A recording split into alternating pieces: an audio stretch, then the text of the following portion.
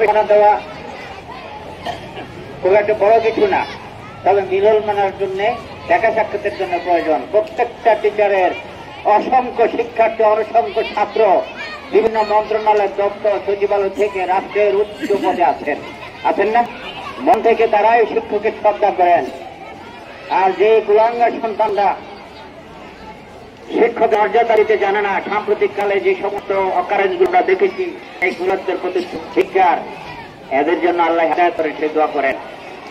শিক্ষক তুল্য, শিক্ষকদের এভাবে সম্মাননা মন থেকে আসে, তারা গড়ার কারণে তো আজকে আমি এই জায়গায়, আজকে সোহেল এই জায়গায় কথা দুটো বলতে পারতেছি। শিক্ষকের মর্যাদা সারা জীবন থাকে। অতএব আপনারা যারা গুরুজন আছেন আমার জন্য দোয়া করবেন, আমিও দোয়া করি আপনারা দীর্ঘ হায়াত পান, সুস্থতার সাথে বেঁচে থাকেন। সোহেলের জন্য দোয়া করবেন, শুধু সোহেল না, সোহেলের সাথে যে টিমগুলো এই কাজগুলো করে তাদের জন্য করবেন।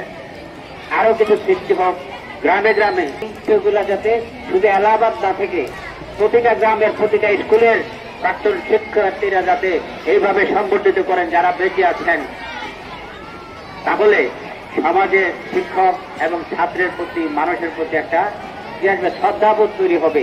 সেই শ্রদ্ধাবোধ তৈরি করার জন্য এলাহাবাদকে উদাহরণ হিসাবে বিভিন্ন এলাকার শিক্ষার্থী, প্রাক্তন শিক্ষার্থী এবং শিক্ষকদের প্রতি আহ্বান জানাবো, আপনারা এই কাজগুলো করেন। আর সবাইকে ধন্যবাদ জানিয়ে আমি বিদায় নিচ্ছি। আসসালামু আলাইকুম রহমতুল্লাহ।